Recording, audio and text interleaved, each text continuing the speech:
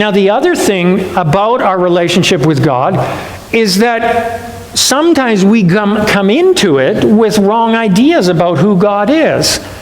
We're influenced by other people's ideas of who God is, and they sometimes are very off. And as a result, we have these crazy ideas that we project onto God, and it makes it difficult to build a good relationship with Him because we're not seeing Him accurately. And so the process of walking with Jesus helps us filter out all of those wrong ideas and build a healthy, rich relationship based on who He really is instead of who we think He might be. And so we have these immaturities that we need to grow out of in order to be able to have a good, healthy, long-term relationship. So the amazing thing to me is that I'm imperfect. I've got imperfect ideas about God. You're imperfect, whether you want to admit to it or not. And you've got imperfect ideas about God. I'm not perfectly able to love my neighbor as myself. Neither are you. And yet, God puts us together, and together we're able to help one another as we together seek God and love God and try to love one another. And as a result of that, we all are able to move forward in these two key areas of loving God and loving one another. That, to me, is amazing. Imperfect people with imperfect ideas are still helpful in helping one another move towards better maturity in all of these areas. That is a good reason to bother with church.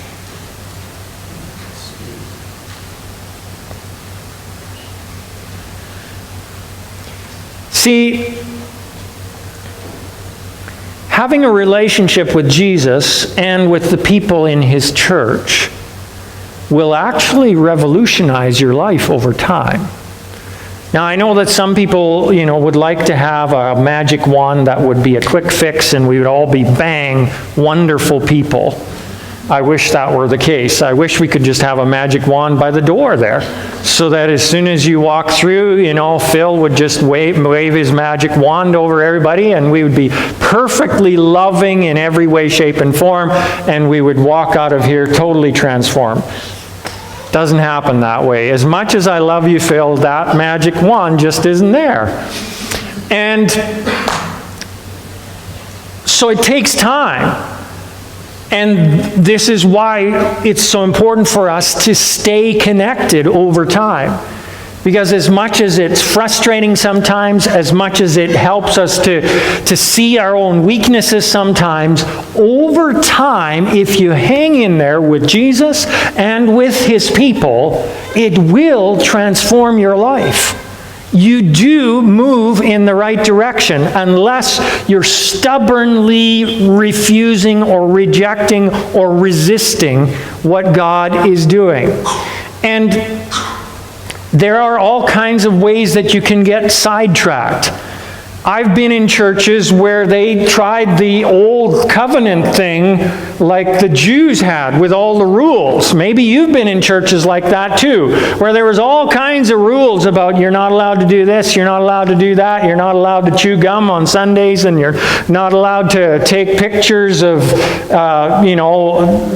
this, that, or the other thing, or you're not allowed to talk this way or that way or whatever. You've probably been in churches with all kinds of different rules. And churches are notoriously good at creating rules that way. And the truth is, it doesn't make us more loving people. It just sidetracks us and get us all hung up on, are Christians really allowed to do that or not or whatever? But when we stay focused in the right places on loving Jesus and loving each other, we will move towards transformation. And that's exactly what Jesus wants. That's what He's all about. See, following Jesus transforms you. And I'm not talking about following Him on Instagram. I'm talking about following Him in the way of living with Him in your life. That's the thing that will change you. The interesting thing was, back in 50 years ago when the hippie movement was in its heyday, there was another movement that was sort of paralleling the hippie movement. It was called the Jesus movement. It started down in California. A pastor named Chuck Smith started to open his doors to all these hippies, and they started to come in and get saved. And there was a song written right then, I think it was actually written in 1970, and it became a #1 hit. Now I'm going to challenge you again here to date yourself. How many remember the song, "Put your hand in the hand of the man who stills the waters"? Put your hand in the hand of the man who stilled the water. Put your hand in the hand of the man who calmed the sea. Take a look at yourself and you can look at others differently.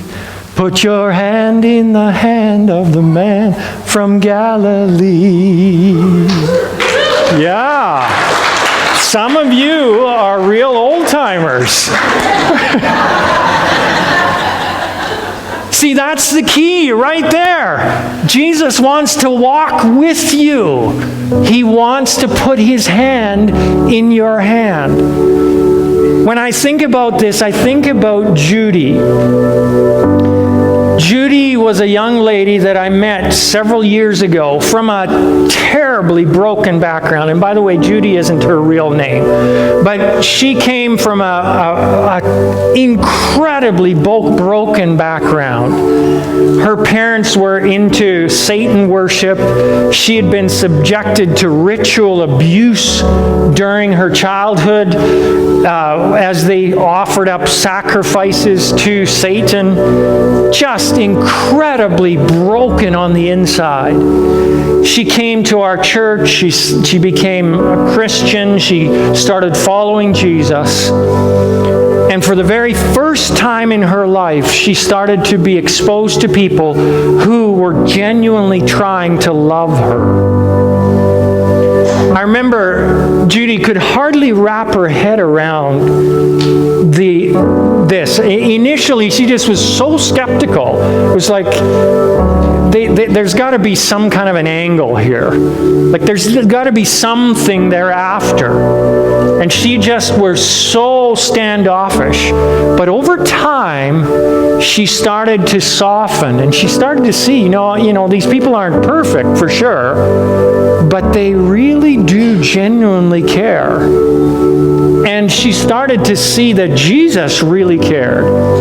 And it made such a difference for her that she went from being an incredibly lonely person that had walls that were miles high, that was just, speak to the hand kind of person, to relaxing and being healed and allowing the love of Jesus to just warm her heart. And she experienced what a healthy family should feel like for the very first time in her life. And I remember the smile on her face, the profound sense of peace that she began to experience. And I remember thinking, this is what church is all about. This is what this is all meant to do. We are meant to be a place where people heal through love. Love for God and love from one another and to one another. And that's what happened for Judy. And I don't know where you're at in your relationship with Jesus today. I don't know all of you that well. But if you're here today and you've never invited Jesus into your heart, you've never started that love relationship with Him, I think it would be absolutely wonderful if you could do that today. In a minute, Nikki is going to lead us in a song. I'm going to ask the prayer people that were standing at the back here earlier today, if they'll go back there, and if you have not connected with Jesus at that level before, why don't you slip over there while the rest of us are singing, and they'll help you open your heart to Jesus. And then you can start down that journey of transformation. Now, I wish I could promise you that, they've got a magic wand and they're going to wave it over your head and everything is going to be different, but they don't. But one thing I can promise you is if you bother with church for the next 10, 15 years, you will be a different person. Because as you learn to love God, and God's love flows through you, and you receive love and give love to the people around you, it will transform you. For the rest of us that are a little further down this road, I'd like to invite us to do a little bit of soul searching before we leave today. Because the changes that happen in our hearts are so incremental as we walk down this journey, sometimes we don't even notice what's going on inside of us. But I think every so often it's important for us to stop and take stock of our hearts. And so there's a question I'd like you to pray about today. And the question is, I think we had it up on the screen here a minute ago, am I becoming more loving as time goes on? And I want you to think back a little bit further, like 5 years ago. Where were you 5 years ago? What were you like 5 years ago? If you compare yourself 5 years ago with yourself today, are you more loving today than you were then? The reason I want us to do this soul searching is because I think it's important for us to every so often make course corrections if we get sidetracked down detours. And we go, oh yeah, okay, yes, I need to get back to the two key things. I need those to be the main focus. So Nikki, go ahead and lead us, and then she'll dismiss in a minute. The rest of us, let's just take a minute here and let God speak to our hearts. And if you would like to connect with Jesus, invite him in. Just slip over to the people over there and they'll help you.